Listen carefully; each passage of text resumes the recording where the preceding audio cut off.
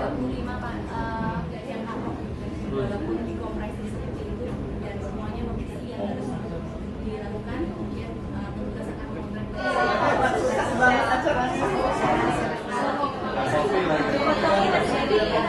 mamografi ini adalah alat untuk mendeteksi kanker payudara secara dini yang sudah FDA approved.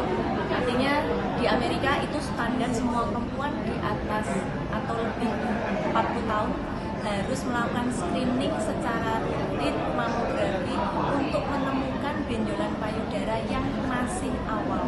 Artinya masih awal teraba belum, bahkan muncul benjolan yang sangat kecil, bahkan hanya pengapuran yang ke arah ganas pun sudah bisa terdeteksi dari mamografi. Nah, tentunya mamografi tidak berdiri sendiri. Ada alat-alat lain seperti USG, MRI payudara, itu bisa bekerja sama untuk memberikan diagnosis yang paling baik. Kemudian apa yang kami miliki, mamografi ini dilengkapi dengan teknologi yang sangat advance. Artinya sama dengan apa yang di negara maju punyai.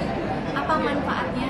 Jadi dari suatu yang benjolan atau suatu kelainan yang mencurigakan ke arah ganas, kita bisa melakukan segala hal dengan maksimal untuk memastikan benjolan ini ke arah ganas. Contohnya, misalnya benjolan ini hanya terlihat dari mamografi. Kita bisa melakukan biopsi melalui mamografi untuk mendapatkan adanya kemungkinan keganasan yang pada fase awal. Kalau kita menemukan pada fase awal, maka perempuan itu tidak harus menderita dengan pengobatan yang sangat berat. Jadi pengobatannya akan lebih simpel, kemudian pembiayaan penanganan kankernya menjadi lebih murah, sehingga hal ini akan sangat baik untuk negara kita, menurunkan kos karena penanganan kanker payudara yang lambat itu bisa kita tekan. Kemudian alat ini juga dilengkapi dengan artificial intelligence.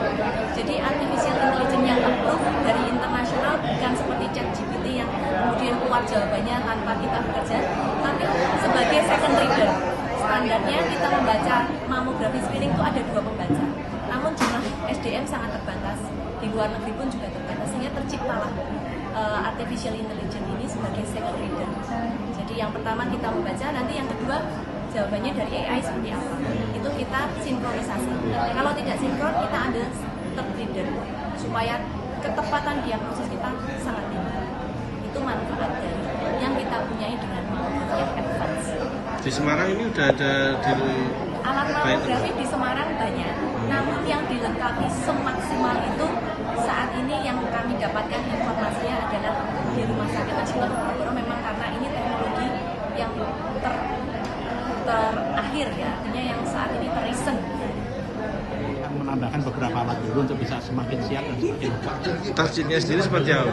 Targetnya sendiri seperti apa? Kita insya Allah dalam 3 tahun ke depan akan menjadi center ataupun pusat rujukan untuk breast cancer di Semarang, kalau bisa Jawa. Kalau perlu malah se-Indonesia kalau mungkin. Karena apa? Belum terlalu banyak yang concern ataupun serius menggarap. Setidaknya kita support juga program pemerintah unggulan dari Menkes, KJSU yang tadi kita bilang, K yang pertama adalah cancer atau kanker. Kita akan jadi breast cancer center of excellence-nya yang ada di minimal Jawa Tengah.